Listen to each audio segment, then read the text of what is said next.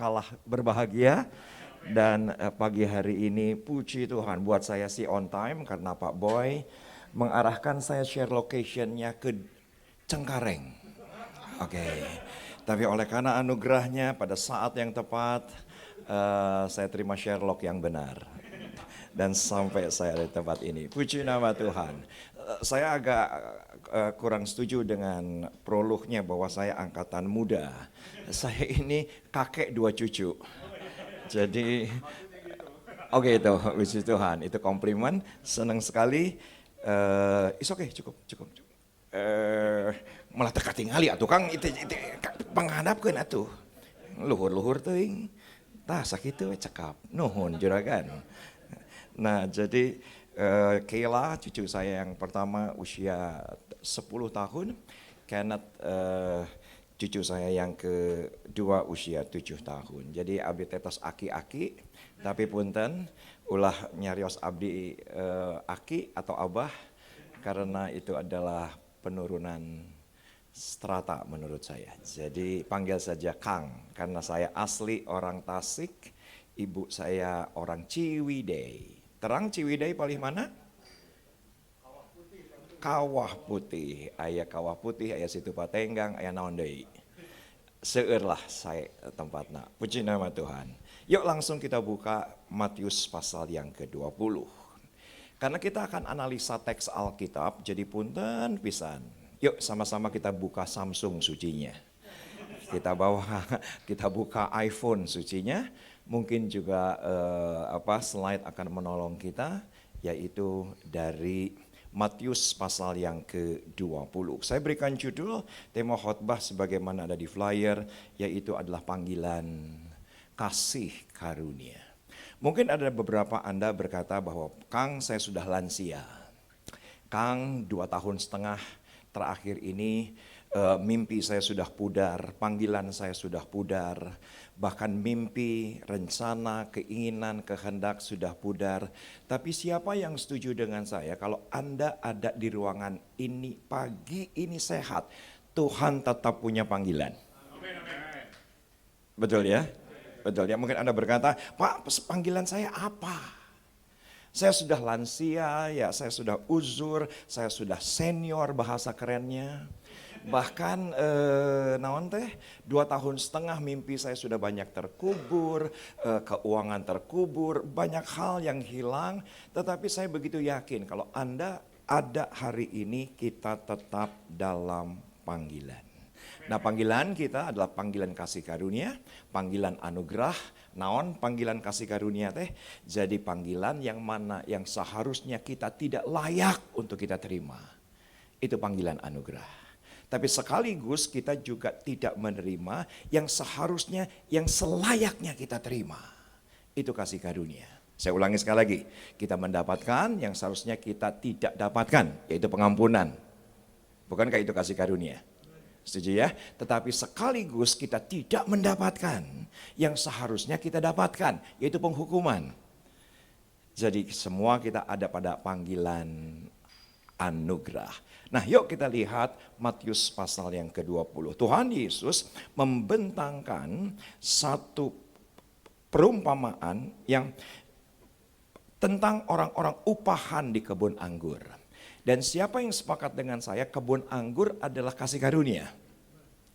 Tolong katakan ya. Ya saudaraku, air itu ordinary, anggur itu extraordinary. Maka mukjizat yang pertama adalah mukjizat yaitu adalah air menjadi anggur. Dan kata anggur, kebun anggur juga harus kita mengerti bahwa pasti itu sesuatu yang disengaja. Ekonon cicing wae. Setuju nggak dengan saya yang namanya kebun itu pasti disengaja. Kalau itu kebun anggur nggak mungkin di situ dicangkok iseng-iseng ada pisang, iseng-iseng ada singkong, pasti disengaja. Dan saya tahu persis, saya pelayanan terakhir di Tomang Chapter ini mungkin 10 tahun yang lalu. Dan saudaraku saya tahu persis Anda ada di ruangan ini disengaja. Pagi hari ini ada di tempat ini disengaja. Perkawinan Anda, keluarga Anda, pekerjaan Anda semua disengaja oleh karena kasih karunia. Nah, kita akan lihat dua ayat ini. Dan Yesus berkata bahwa ketika kita dalam panggilan kasih karunia tetap ada yang namanya upah. Katakan bersama dengan saya, upah. Yuk kita lihat. Ini upah level yang pertama ketika kita ada di panggilan kasih karunia. Adapun hal kerajaan sorga sama seperti seorang tuan rumah pagi-pagi benar. Let's say jam 7 pagi, saudaraku ini tafsiran saja, keluar mencari pekerja-pekerja untuk kebun anggurnya. Setelah ia sepakat, katakan bersama dengan saya sepakat. Belum semua, katakan bersama dengan saya sepakat. Sepakat dengan pekerja-pekerja itu mengenai upah sedinar sehari, ia menyuruh mereka ke kebun anggurnya. Siapa yang setuju dengan saya, bisa saja kesepakatannya 5 dinar. Sangat bisa. Kenapa? Karena ini adalah agreement. Mereka agreed pagi hari itu. Mereka commit pagi hari itu. Mereka sepakat. Dan saudaraku, Tuhan Yesus mengilustrasikan bahwa upah harian ketika itu berdasarkan kesepakatan 1 dinar. Padahal bisa saja 5 dinar. Padahal bisa saja 10 dinar. Ya nggak sih? Namanya juga kesepakatan. Nah, tetapi saya memberanikan diri, maaf. Ini bukan anugerah sepenuhnya. Tolong katakan ya. Kenapa? Karena yang namanya kesepakatan itu pasti posisinya sama. Kekuatannya sama. Bargaining powernya sama. Saya berjanji dengan Pak, saudaraku, karena posisi kita sama, akhirnya apa? Kita sepakat berdasarkan kayak kepegawaian gitu kan, berdasarkan kesepakatan. Maaf, kita dengan Tuhan bukan karena kesepakatan. Karena panggilan kita bukan karena ketaatan, panggilan kita bukan karena kekuatan, panggilan kita bukan karena kemampuan, tetapi oleh karena kasih karunia. Jadi jelas bahwa upah ini bukan upah sepenuhnya. Saya berdoa agar semua kita ada di kebun anggur, tetapi kita tidak berpikir bahwa inilah kita bersama dengan Tuhan, upah kesepakatan. Level yang kedua, perhatikan ayat yang ketiga. Kira-kira pukul 9 pagi ia keluar pula dan dilihatnya ada lagi orang-orang lain menganggur di pasar. Pasar itu adalah figuratif daripada keadaan dunia hari ini. Katanya kepada mereka, pergi jugalah kamu ke kebun anggurku. Dan apa yang pantas, katakan bersama dengan saya pantas. Belum semua, katakan bersama dengan saya pantas. Akan kuberikan kepadamu dan mereka pun pergi. Kira-kira pukul 12 dan pukul 3 petang ia keluar pula dan melakukan hal yang sama seperti tadi berdasarkan apa? Kepantasan. Yang pertama, kesepakatan. Yang kedua, kepantasan. Tolong lihat tangan saya yang sebelah kiri ini. Yang sudah lihat katakan ya. Saudaraku, pagi-pagi tadi kita sepakati jam 7. Berdasarkan kesepakatan. Tapi dipanggil lagi jam berapa? 9, 12, 3. Ini tafsiran saya. Kalau yang jam 7 pagi 1 dinar, yang jam 9 pagi pastinya 3/4 dinar. Yang jam 12 siang karena sudah setengah hari, ini tafsiran saya, setengah dinar. Jam 3 sore karena sudah menjelang sore pastinya tidak sama dengan yang 1 dinar, 3/4 dinar, setengah dinar. Let's say kita sepakati 1/4 dinar. Kenapa? Karena berdasarkan kepantasan. Betul ya? Karena berdasarkan kepantasan. Dan menurut saya, saudaraku, ini pun bukanlah panggilan penuh dari kasih karunia. Walaupun seringkali di gereja, saudaraku, atau di full gospel sekalipun, kita kenal kata yang namanya senior dan junior. Setuju dengan saya, itu kepantasan. Betul ya? Pelayanan kamu berapa tahun? 10 tahun? Oh, saya baru 2 tahun. Kamu berapa tahun? Oh, saya sudah 20 tahun. Pantasnya, maaf, pelayanan kita bukan karena kepantasan, tetapi oleh karena anugerah. Nah, ini dia upah yang puncak menurut saya. Yuk kita lihat ayat 6 dan 7. 6 dan 7. Kira-kira pukul 5 petang, apa yang terjadi? Yuk sama-sama kita baca, sama-sama kita baca. Kira-kira pukul 5 petang, ia keluar lagi mendapati orang-orang lain pula.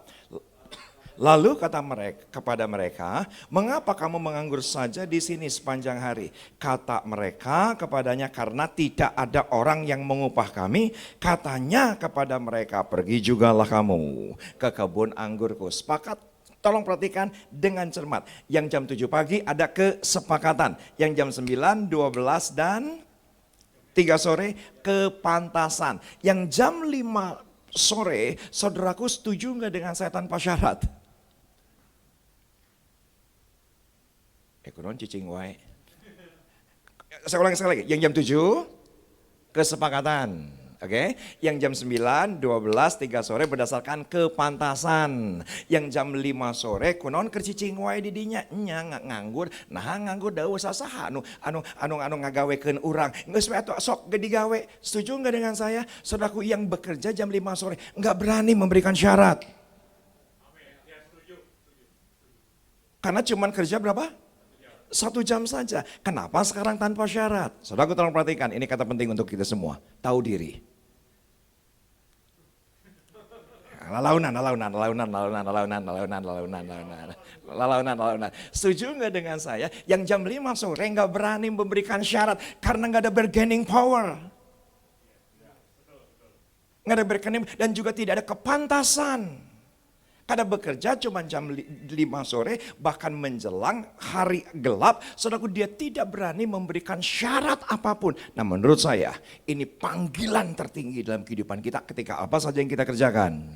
Tanpa syarat, kenapa? Tahu diri. Kenapa? Karena dia yang terlebih dahulu memberkati kita, mengasihi kita, mengampuni kita. Masa iya kita kasih syarat kepada Tuhan?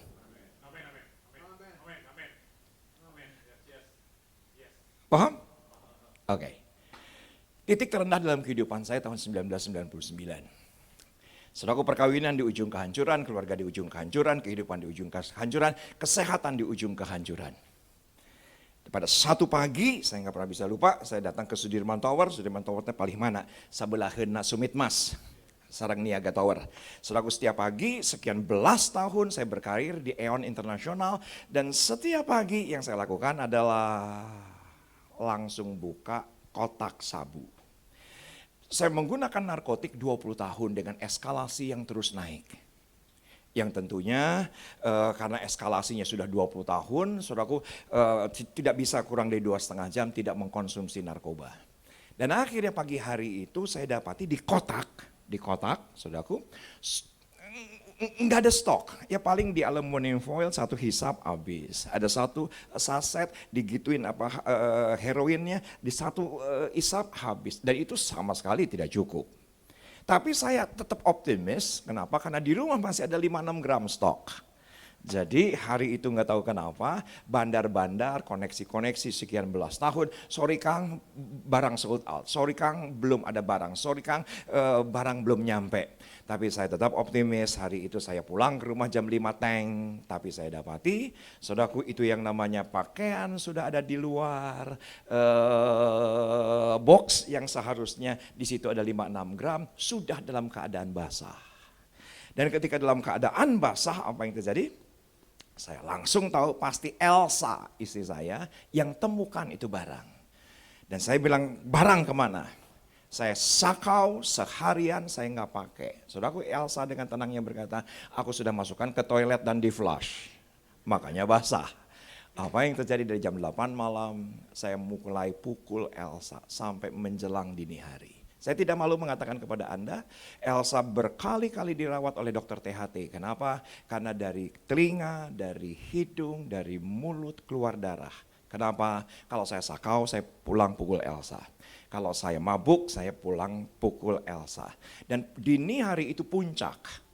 Dalam keadaan sakau. Dan apa yang terjadi? Yang saya ingat adalah ketika itu ambil senjata tajam dan ada gunting besar di tempat dia merias. Dan saudaraku, ketika itu yang namanya gunting tinggal dihunuskan, di mana Elsa sudah dalam keadaan ampun, sakit. Papa aku kapok, wah udah teriak-teriak. Tinggal dihunuskan, tiba-tiba pintu terbuka. Bele putih saya yang terbesar masuk. Dan berkata, papa stop, mama sudah terlalu tersiksa. Kata tersiksa itu memukul telak saya. Kenapa memukul telak saya? Karena saya ingat persis ketika saya pandangan pertama dengan Elsa, saya langsung bucin. Katakan bersama dengan saya bucin. Langsung budak cinta gitu maksud saya. Oke, langsung bucin karena pandangan pertama. Bayangkan Kang, ayah daripada Elsa Jerman Chinese. Ibunya Prancis, Belanda, Portugis. Herang ngaburinya. Katakan bersama dengan saya, herang ngaburinya. Mual ayah no disiak itu di kampung mah. Dan saudaraku yang namanya saya juga kan campuran Bapak Tasikmalaya Garut dicampur Ciwidey begitu kan. Jadi ketika saya lihat dia, waduh my goodness jelema mani geulis kieu. Tapi Elsa bukannya cinta pada pandangan pertama, benci pada pandangan pertama. Setelah tahu saya orang Sunda, katanya orang Sunda tukang kawin cenah gitu Kang. Nyeduka teuing eta hoax di mana gitu kan. Pokoknya mah orang Sunda teh kecentil tukang kawin katanya begitu. Tetapi saudaraku Elsa sedemikian rupa akhirnya menikah dan ketika kalimat bahwa stop, mama sudah terlalu lama tersiksa. Tiba-tiba si gunting itu terlepas, Belle dan Elsa menyembah doa dan setelah menyembah doa dia menumpangkan tangan atas saya. Sejak itu hidup saya berubah. Dan sejak hidup itu saya berubah, saya ngomong gini sama Elsa, Mom, what next? Kamu harus konseling. Karena gimana pun juga penting yang namanya konseling, ya gak sih? Dan saya konseling dengan siapa? Konselingnya dengan ayah kandung pendeta Dr. Insinyur Niko Nyoto Raharjo, yaitu gembala saya di GBI Sawangan. Sebagai mentor, sebagai sahabat juga, pengganti orang tua juga. Dan ketika saya bilang sama Om Nyo, Om, ini posisiku kayak seperti ini. Om Nyo usia 80-an ketika itu. Saudaraku dengan aksen Bondowosonya, lah ya apa Resa? Lah piye to Resa? Lah gimana hidupmu kayak ngene Resa? Om tadi malam doa dengan aksen Bondowoso yang tidak pernah saya bisa lupakan. Aku tak doa, aku dibilang Tuhan lah ngene. Gini ae, kamu keluar dari pekerjaan, wes ngene ae, pelayanan di GBI Sawangan. Saya nggak berani ngomong jadi apa karena tahu diri. Hah? Saya nggak berani kalau saya tinggalkan perusahaan Amerika kedua terbesar di dunia dengan semua allowance US dollarsnya, saya pelayanan di Sawangan, saya nggak berani. Emang gereja mau bayar berapa? Setuju nggak dengan saya tahu diri? Ya baru keluar nari narkoba, baru ngehancurin keluarga, tiba-tiba diminta untuk pelayanan di kebun anggur. Saudaraku, saya tidak punya kesepakatan dan saya tidak punya kepantasan tanpa syarat melayani karena tahu diri. Dan apa yang terjadi? Ya pelayanan saya sebagai pendoa syafaat Pak. Hanya mendoakan, gak disangka 2004 saudaraku wakil gembala sidang GBI Sawangan mengundurkan diri. Mengundurkan diri dan berkata, Om Nyo, Risa lah ya apa? Iki wakilku mengundurkan diri, aku wis doa, lah wajah kamu terus yang muncul. Dan apa yang terjadi? Akhirnya dia minta saya sebagai wakil gembala sidang, saya berkata ya. Dan saudaraku, ketika itu pun saya tidak memberikan syarat apapun. Kenapa? Karena tahu diri. Ekonon cicing wae. Sorry, sekarang saya sudah 20 tahun saya menggembalakan. Saya tidak mengambil hak saya sebagai gembala sidang perpuluhan atau apapun. Sudah 20 tahun. Kenapa? Tanpa syarat. Tahu diri. Saya tahu apa yang saya khotbahkan. Tolong katakan amin. Saya tahu persis apa yang saya khotbahkan. Karena saya ini pekerja jam 5. Saya bukan pekerja jam 7 pagi yang berdasarkan kesepakatan. Saya pernah sekolah teologi ya? Tidak. Saya pernah sekolah seminari? Tidak. Saya pernah sekolah Alkitab? Tidak. Tahu diri. Bisa ngomong wae sakieu wae geus nuhun pisan, bener teh? Bisa bersama dengan Anda pagi hari ini beribadah aja sudah kasih karunia yang luar biasa. Kenapa? Karena tahu diri. Nah, perhatikan bagi yang tahu diri, minta maaf. Di gereja hari ini orang tahu diri langka.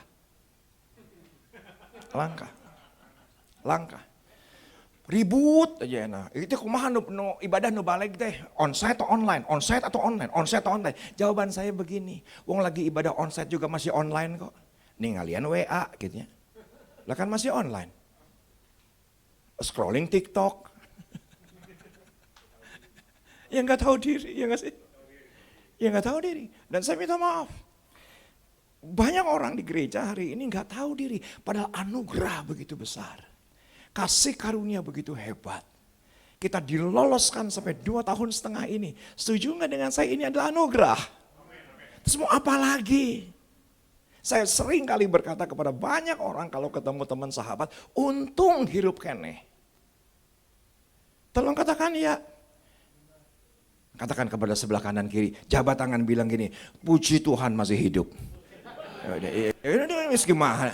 Mas, puji Tuhan masih hidup, saudaraku. Sorry, saya selalu menolak pelayanan justru yang ketika mereka datang ke saya, kalau ngundang pendeta Muhammad Riza Solihin harus di kelas pesawat bisnis, ekonomi atau gimana? Saya tolak. Karena saya tahu diri, siapa saya? Siapa saya? Kalau ngundang pendeta Muhammad Riza Solihin harus di hotel, hotelnya itu harus di junior suite atau biasa di kelas deluxe. Saudaraku, persembahan kasihnya itu berapa? Saudaraku, saya tidak pernah jawab. Karena saya tahu persis ini semua anugerah. Masih hidup aja puji Tuhan. Hah? Kita masih bisa berkarya, masih bisa menikmati cucu, bisa menikmati keluarga. Puji Tuhan. Yang mau tahu diri, angkat tangan kanan tinggi. Termasuk yang hitung uang. Kang, udah ikut ibadah lah mendingan daripada ngitung uang. Ibadah lah. Uang nggak bakal kemana-mana. Ibadah dulu lah, ya kan? Mana yang penting, mana yang enggak kan, habis khotbah juga nanti bisa dengerin, bisa ngitung uang. Siapa yang mau tahu diri? Angkat tangan tinggi. Sekarang maaf, tepuk pundak, tahu diri. Kenapa? Perhatikan, yang tahu diri. Lihat ayat 8-9. Ketika hari malam, Tuhan itu berkata kepada mandornya apa? Panggillah pekerja-pekerja itu dan bayarkanlah upah mereka. Mulai dengan mereka yang masuk terakhir jam 5 sore, hingga mereka yang masuk terdahulu jam 7 pagi, ya enggak sih? Maka datanglah mereka yang mulai bekerja kira-kira pukul 5. Dan mereka menerima masing-masing 1 dinar. Setuju enggak dengan saya? Yang jam 5 sore mendapatkan yang tidak selayaknya untuk dia dapatkan. Ini kasih karunia. Kalau yang jam 7 pagi mendapatkan 1 dinar, itu bukan kasih karunia yang puncak. Kenapa? Kesepakatan kok. Ya, bahasa teologianya itu hukum Taurat. Bahasa teologianya bahwa yang jam 5 sore adalah anugerah, kasih karunia, katakan ya. Kenapa saudaraku? Justru yang tanpa syarat karena dia tahu diri. Yang dia terima, yang tidak pernah dilihat, yang tidak pernah terbayangkan, yang tidak pernah timbul dalam hati. Tenyang kangen gawe jam, tetapi mendapatkan sama seperti yang bekerja sekian belas jam. Tapi setuju enggak dengan saya, output pekerjaan orang yang ngerti kasih karunia pasti beda dengan yang kesepakatan. Karena yang jam 5 sore, puji Tuhan gue bisa kerja. Pasti pekerjaannya juga maksimal. Katakan bersama dengan saya maksimal. Pasti antusias luar biasa. Pasti semangat luar biasa. Beda dengan yang jam 7 pagi. Nggak apa-apa, gue santai aja, output pekerjaan gue jelek juga. Yang penting udah sepakat 1 dinar kok. Tetapi yang jam 5 sore sadar diri. Tahu diri bahwa ini anugerah. Dia pasti lakukan yang terbaik. Maka saudaraku, dia adalah Tuhan yang juga melihat keberadaan kualitas kerja kita. Saudaraku, saya tahu persis, nanti Anda akan menerima apa yang tidak pernah didengar, yang tidak pernah timbul, dan tidak pernah terbayangkan. Katakan ya. Bagi yang mencatat dari Matius pasal yang ke-20, saya lihat begini. Orang yang tahu diri apa saja dilakukan ikhlas. Katakan bersama dengan saya ikhlas. Maaf, orang tulus belum tentu ikhlas. Oh, saya tulus di full gospel. Oh, saya tulus outreach. Oh, saya tulus jadi donatur. Oh, saya tulus melayani. Maaf, seringkali dalamnya bagus, bungkusnya busuk. Bagus, wah, packaging bagus, dalamnya motivasi. Orang tulus, maaf, belum tentu ikhlas, Pak. Tapi orang ikhlas pasti tulus. Karena ikhlas itu titik. Dan sorry. Ikhlas itu bukan terminologi Kristen. Itu terminologi agama saya yang lama. Nanti Pak ke mall, ke food court begitu kan, duduk di food court, yang di sebelah kanan ada orang lagi ngobrol, wah rame ngobrol teh. Dan ketika mereka ngobrol bilang gini, pokoknya kita harus jadi terang. Langsung saja tanya gerejanya, pasti dijawab. Karena terang terminologi Kristen. Nah yang di sebelah kiri, itu bilang gini, pokoknya mun mere mah kudu ikhlas, ulah teu meunang diingat-ingat. Pokoknya mah geus we titik gitu tah. Pokoknya mun nanaon teh kudu ikhlas. Saudaraku jangan tanya gerejanya. Disangka penistaan. Kenapa? Karena pasti agama sepupu. Karena ikhlas saudaraku sesuatu yang langka di gereja. Tapi bukankah kasih Tuhan kepada Anda dan saya ikhlas? Oke. Jadi, maaf, orang tulus belum tentu ikhlas, tapi orang ikhlas pasti tulus. Sorry, Pak, sorry nama? Charlin. Siapa yang sepakat dengan saya? Bukan karena Charlin layak, bukan karena Charlin benar, bukan karena Charlin hebat, oleh karena kasih karunia semua yang baik, Tuhan kasih kepada Charlin. Betul ya? Iya dong? Nah dari apa yang ada daripada Charlin, itu diberikan kepada Tuhan waktu yang sebagian, persepuluhan yang sebagian, uang yang sebagian kepada Tuhan. Udah gitu dia nuntut, setuju gak dengan saya gak tahu diri? Pelan-pelan. Launan. Betapa orang pelayanan maaf, gak ikhlas kok. Ada buntutnya, nuntut Tuhan. Itu gak ikhlas Pak. Maaf, bahasa saya lebih keras. Kriminal, lahir telanjang, nanti pulang telanjang. Kalau sekarang punya pakaian diurapi, punya talenta, suku saya itu dari Tuhan. Punya perkawinan, punya keluarga, punya pabrik, punya perusahaan, itu dari Tuhan. Nah udah gitu, sebagian kecil diberikan kepada Tuhan. Nuntut, nggak tahu diri. Nggak tahu diri. Dan saya bosan dengan begitu banyak orang yang nggak tahu diri. Pelayanan dihitung-hitung. Kontribusi dihitung-hitung. Saya kan senior, saya kan sudah selayaknya dong. Saya mendapatkan yang seharusnya saya layak. Saudaraku itu bukan kasih karunia. Karena kita mendapatkan yang seharusnya kita tidak layak dapatkan. Semuanya oke? Semuanya oke?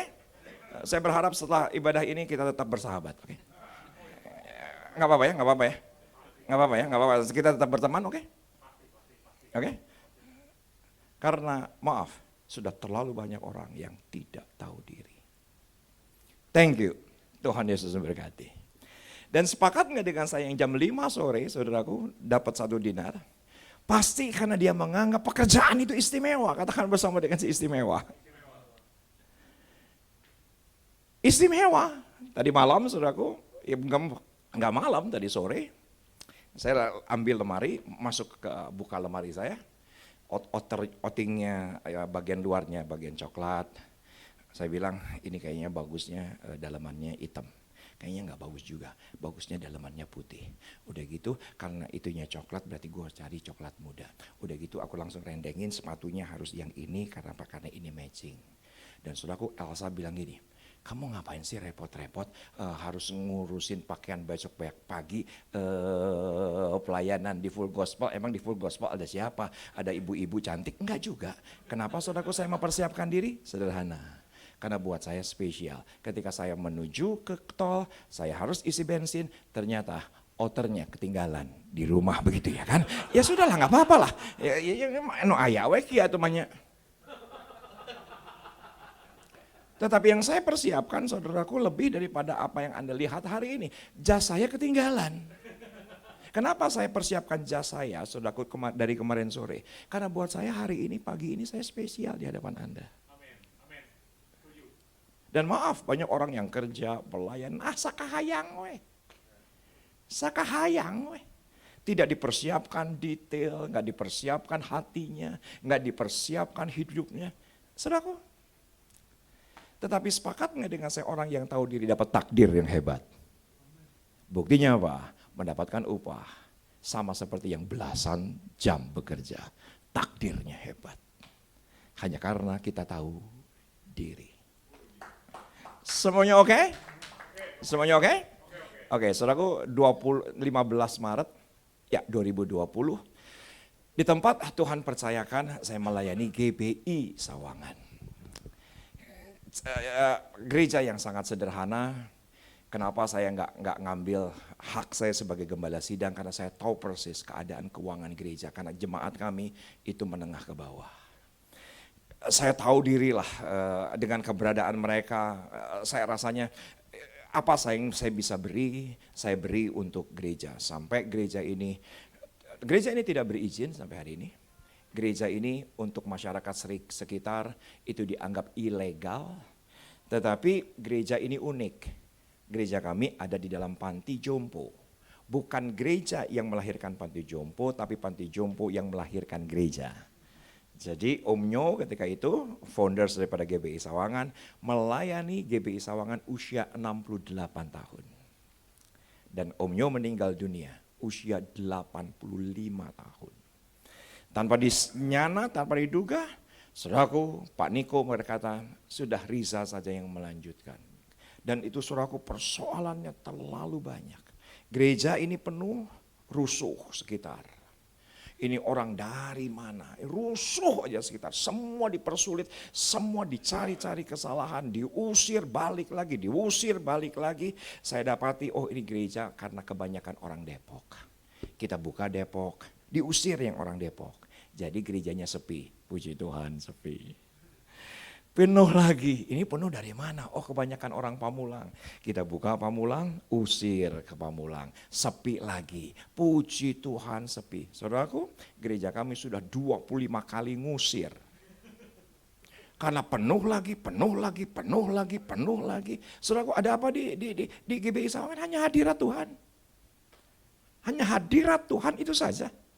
Dan apa yang terjadi? 2018 karena sudah 25 kali mengusir, sekarang sudah 15.000 jemaat. Saudaraku, ya terpaksa kebaktiannya 7 kali. Jadi di Sawangan, saudaraku, ibadahnya 7 kali kebaktian. Kalau misalnya Kartini kan habis gelap terbitlah terang. Kalau pelayanan di Sawangan dari gelap sampai gelap begitu saudara ya kan. Kenapa? Karena baru selesai ibadahnya jam 9 malam. Dan saya suka cita 15 Maret saya berkata kepada jemaat 2020, pastikan ya besok minum jamu. Iya Pak, pastikan besok minum temulawak. Baik Pak, kata Presiden minum jamu COVID jauh. Begitu kan. Karena semua orang juga minum jamu ketika itu, betul gak? Supaya menaikkan imunitas gitu kan. Dan saya langsung berkata kepada 2 cucu saya, Grenki, Mima besok nginep di Geraha Bintaro di rumah kalian 2 hari. Perjalanan besoknya tanggal 16 Maret. Saudaraku, perjalanan 16 Maret menuju Bintaro. Presiden memaklumkan, sekolah dari rumah, bekerja dari rumah. Beribadah dari rumah. Yang semula inginnya 2 hari, jadinya 2 minggu. Anda tahu kenapa? Karena ketakutan luar biasa. Chaos, istri daripada wakil saya meninggal protokol COVID. Di wrapping plastik, dimasukkan ke boro-boro peti, ke tanah. Saya yang memakamkan. Dalam 2 minggu, saudaraku saya kehilangan 4 sahabat dekat. Orang yang di sekitar Sawangan, saya yang memakamkan. Apalagi itu yang namanya klaster Bandung. Masih ingat klaster Bandung? Klaster Bandung, klaster Lembang, saudaraku. Sampai ketika itu, kalau ada orang yang masuk ke rumah sakit ditanya, ini GBI atau bukan? Gitu. Saking parahnya, itu yang namanya bertubi-tubi. Dan Pak David Cakra, itu sahabat saya, mentor saya, orang tua saya. Meninggal jam 5 sore, saudaraku dari rumah sakit Borumius. Semua peti sold out. Itu di wrapping plastik, dimasukkan ke mobil jenazah keliling keleleran sekota Bandung. Akhirnya jam 8 malam mendapatkan peti jenazah. Saudaraku, jenazah dikeluarkan dari mobil jenazah, dimasukkan ke peti jenazah. Saudaraku, di pinggir trotoar kota Bandung. Hancur hati saya Pak. Hancur hati saya. Dia bukan penjahat, dia bukan kriminal. Masa kok Tuhan gak selayaknya memberikan apa kayak gitu kepada 30.000 jemaat yang beliau gembalakan. Hancur hati saya. besoknya Pak Mas Joko, besoknya Pak Aslam, besoknya Ibu Felicia, besoknya Pak Jimmy Mulya. Hancur saya. 2 minggu itu Pak, Bu, saya nggak bisa tinggal tenang. Makan siang nangis, di kamar mandi nangis. Setiap ngomongin di Bandung saya nangis, hancur. Semua orang bilang ini 1000 rebah di sebelah kiri, 10.000 rebah di sebelah kanan. Yang jadi masalah yang rebah teman gue. Iya gak sih? Dan dia bukan kriminal. Karena konteks Mazmur 91 itu orang fasik. Dia bukan kriminal, dia hamba Tuhan. Waduh, itu saya hancurnya luar biasa. Akhirnya pemakaman seluruh kota Bandung menolak. Cimahi menolak, Lembang menolak. Jam 1 dini hari. Saudaraku, ada di pekarangan pemakaman Pandu, Bandung, pemakaman Belanda. Ada seorang preman bilang begini, itu ya naon dia teh mana rame-rame kieunya iya mayit di kamar mana diterima karena Covid. Saudaraku, premannya bilang gini, ayo orang beberes tuh aya kebon di tukang, tah di tukang teh eta teh kuburan bekas tentara Belanda, bukan di bawah Pak, di lemari bersemen, di lemari. Saudaraku, tulangnya diambil, dimasukkan ke lemari yang sebelahnya, sampai detik ini petinya di sana. Hancur Pak, hidup saya hancur, gereja hancur, jemaat hancur. Ya jangan ngomongin soal keuangan lah. Dalam 2 minggu itu saja saya terima 700 jadwal pelayanan sepanjang 2020 batal. Berapa? 700 khotbah. Mungkin Anda berkata, Pak banyak amat khotbahnya 700 kali. Setuju nggak dengan saya kalau 365 hari, 2 kali khotbah saja sudah 700? Hah? Lah pelayanan di Manyar gitu Betani ya 7 kali. Pelayanan di gereja Sawangan 7 kali. Pelayanan di gereja 1 jam 10 kali. Puji Tuhan kalau khotbah di GSDS bibir nggak pindah, bayangin saudaraku. 10 kali khotbah. Itu minimal kok 700. Semua keuangan batal. Tanggal 22 Maret tidak ada ibadah online. Teboga nanaon bora-bora boga kamera kieu mau alus pisan gitu. Wah, itu bukan nukieu. Wah, gereja sederhana di Sawangan. Gak punya apa-apa, gak punya siapa-siapa. 29 Maret tidak ada ibadah online. Gak punya apa-apa. Upload tenaon, YouTube tenaon, Zoom tenaon, itu nyaho KBG. Gak ada yang tahu. Tapi tanggal 5 April Pak, terpaksa Pak. Dipaksa harus pelayanan pakai handphone. Pakai handphone ini kok. Pakai handphone ini saya khotbah, selesai. Tiba-tiba anak saya bilang gini, Casey ya. Pak tahu nggak, Papa tuh barusan khotbah, cuman pakai Zoom, itu untuk 4 kota, untuk 50 gereja, untuk 100.000 viewers. Dan saudaraku, anak saya tuh bilang gini, Papa sekarang justru tidak perlu kemana-mana, tapi bisa kemana-mana. Udah Papa diem aja, di Sawangan aja. Papa siapin khotbah, siapin konten, nanti kita bikinin production pakai handphone, enggak apa-apa. Tetapi dengan berjalannya waktu saya jual mobil. Dengan berjalannya waktu saya jual rumah. Dan pelayanan production kami, pelayanan online kami, sekarang sudah standar Netflix. Kok nggak ada yang amin? Saudaraku, Januari saja reportnya sudah 15 juta orang konten gereja kami. Saudaraku, satu konten saja 70.000, 100.000, 200.000, satu konten. Saudaraku, MNC Group minta kontennya. Maaf, saya sebutkan, Lipo Group minta kontennya. Karena bagus. Standarnya Netflix, bukan satu kamera, kami pakai 5 kamera, bukan dengan standar 4K, sudah FS5, FS7. Dan apa yang terjadi? Kemarin beberapa hari yang lalu ada stasiun Kristen terbesar di dunia. Dan berkata kepada saya, boleh nggak semua kontennya itu diupload di stasiun TV Korea Kristen terbesar di dunia. Aku bilang boleh. Dan semua orang bilang gini, tapi maaf ya Pak, tidak ada penggantian biaya produksi. Nggak apa-apa, ikhlas. Loh kok nggak ada yang amin? Nggak mungkin kemana-mana kalau apa-apa semua bersyarat, enggak sih? Semua milih, wah ini mau saya tidak layak, saya kan sudah kaliber internasional, saya kan udah kaliber seminar, saya kan udah kaliber ini. Ya, mau kemana mana tuh? Nggak bakal jadi berkat. Semuanya oke? Yang penting apa? Tahu diri. Kalau enggak, lupa diri. Beneran. Kalau enggak tahu diri, pasti lupa diri. Lupa Tuhan, lupa istri, lupa siapapun. Kenapa? Karena tidak tahu diri. Ini doa saya, kita semakin tahu diri. Ini makan paginya udah atau belum? Oh sudah, oke. Makanya saya selesaikan itu saya kan, Pak, jangan diapa-apain ini sebelah saya. Bercanda Pak. Oke, yuk sama-sama saya akhiri di ayat yang ke-10, 11, 12. Kemudian datanglah mereka yang masuk terdahulu.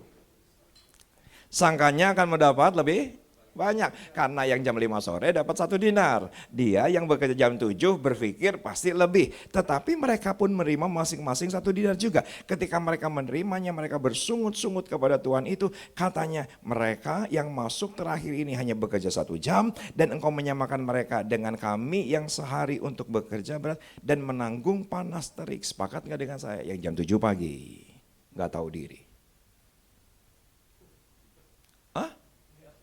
Betul ya? Udah sepakat kok, kata pemilik kebun anggur. Lu mau nagih apa? Masih nagih lagi. My goodness. Ini pribadi yang tidak tahu diri. Nah, orang yang pribadi yang tidak tahu diri, nggak ada ucapan syukur dari hidupnya. Komplain. Kamu sih nggak perhatiin aku. Kamu dong, aku kan udah sekolahin kamu, aku kan udah berusaha sebagai ayah, sebagai kakek, kamu dong sekarang. Setelah aku komplain aja terus. Hidup ini sudah luar biasa, isi dengan ucapan syukur. Katakan amin. Orang yang tahu diri adalah orang yang mengucap syukur, orang yang gak tahu diri selalu bersungut-sungut, komplain aja terus. Lihat tangan saya, lihat tangan saya. Saudara setuju gak dengan saya? Perhatikan. Dari doa dan jawaban doa pasti ada jarak. Mostly, betul ya? Oke, saudaraku, ketika itu berjarak, isi dengan ucapan syukur. That's it. Kita nggak tahu kapan akan dijawab, pasti indah pada waktunya. Katakan ya. Dari mana? Doa sampai dengan jawaban, doa pasti berjarak. Isi dengan ucapan syukur. Itu orang yang tahu diri. Tapi begitu banyak orang yang gak tahu diri, gak ngucap syukur, komplain, terus dihitung-hitung, dagang. Saya lapar. Tuhan Yesus memberkati. Silakan kembali berdiri. Kita akan nyanyikan satu lagu agak tua. Gak tahu kau udah lahir apa belum. Kayaknya tua banget ini waktu saya baru bertobat, masih muslim. Saya sangat dikuatkan dengan lagu ini. Tuhan mulialah. Jangan nyanyi. Kau nyanyi gue jadi bingung. Tuhan mulialah namamu di bumi ini. Namamu diagungkan di bumi. Kemuliaan-Mu di surga mengatasi bintang. Betapa mulia nama-Mu Tuhan. Sekali lagi. Tuhan mulialah nama-Mu di bumi ini. Nama-Mu diagungkan di bumi. Kemuliaan-Mu di surga mengatasi bintang. Betapa mulia nama-Mu Tuhan. Angkat tangan kanan tinggi. Bila ku pandang ke langit, bulan dan segala bintang, ku heran Kau memperhatikanku. Kau pilih dan kasihiku memahkotaiku. Sebab itu ku puji Kau selamanya. Bila ku pandang ke langit, bulan dan segala bintang, ku heran Kau memperhatikanku. Kau pilih dan kasihiku, memahkotaiku. Sebab itu ku puji Kau selamanya. Tuhan, mulialah nama-Mu di bumi ini, nama-Mu diagungkan di bumi. Kemuliaan-Mu di surga mengatasi bintang. Betapa mulia nama-Mu Tuhan. Saudara, lihat saya sebentar. Saya akan memperlihatkan 3 ayat saja. Bisa minta tolong? Saya tidak akan khotbahkan. Yaitu yang pertama 1 Korintus 15 ayat yang ke-9. 1 Korintus 15 ayat yang ke-9. Paulus menuliskan kepada jemaat Korintus di tahun 56 Masehi. 56 Masehi harus di-highlight. 1 Korintus 15 ayat yang ke-9. 1 Korintus 15 ayat yang ke-9 ditulis oleh Paulus, yaitu tahun 56 Masehi. Karena aku adalah yang paling hina dari semua rasul, bahkan tidak layak disebut rasul, sebab aku telah menganiaya jemaat Allah. Tapi semua kita sepakat, dialah rasul yang terbesar. Tapi dia dengan rendah hati, dia tahu diri. Saya orang yang paling hina di antara para rasul. Sepakat gak dengan saya? Paulus tahu diri. Setuju ya? Tahun 56 Masehi. 2 tahun kemudian, tahun 58 Masehi, dia tulis Efesus 8. Efesus 3 ayat 8. Perhatikan Efesus 3. 2 tahun kemudian. Dia tulis ini Efesus 3 ayat 8, kepadaku yang paling hina di antara segala orang kudus telah dianugerahkan kasih karunia ini untuk memberitakan kepada orang-orang Yahudi, bukan Yahudi kekayaan Kristus yang tidak terduga itu. Tolong lihat tangan saya, yang sudah lihat katakan ya. Yang sudah lihat katakan ya. Lah cicing wae atuh. Tolong lihat 58 Masehi, dia sudah cukup rendah hati, berkata tahu diri bahwa saya paling hina di antara para rasul, paling hina di antara gembala sidang, paling hina di antara hamba Tuhan, paling hina di antara pendeta. Sepakatkah dengan saya? 2 tahun kemudian dia downgrade dirinya. Aku yang paling hina di antara jemaat. Semakin rendah hati. Semakin tua bukannya semakin arogan, semakin tua bukan semakin sombong, semakin tua bukan semakin arogan. 2 tahun kemudian dia semakin dipakai Tuhan, tapi semakin rendah hati, tahu diri, nggak lupa diri yang namanya Paulus.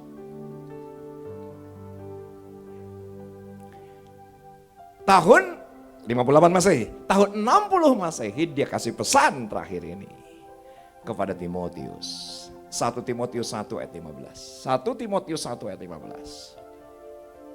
1 Timotius 1 ayat 15, perkataan ini benar dan patut diterima sepenuhnya. Kristus Yesus datang ke dunia untuk menyelamatkan orang berdosa, dan di antara mereka akulah yang paling berdosa. Setuju dengan saya? Dia semakin diskon dirinya.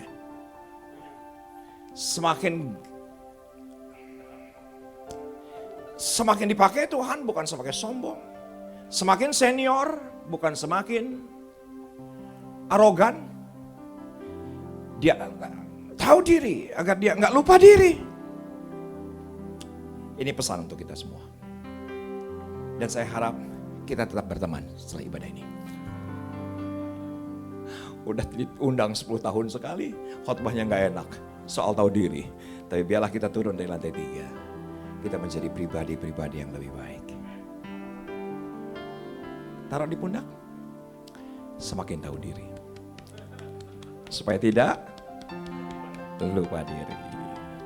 Bila ku pandang ke langit, bulan dan segala bintang, ku heran kau memperhatikanku. Kau pilih dan kasihiku, memahkotaiku. Sebab itu ku puji kau selamanya. Bila ku pandang ke langit, bulan dan segala bintang, ku heran kau memperhatikanku. Kau pilih dan kasihiku, memahkotaiku. Sebab itu ku puji kau selamanya. Tuhan, mulialah Namamu di bumi ini, namamu diagungkan di bumi.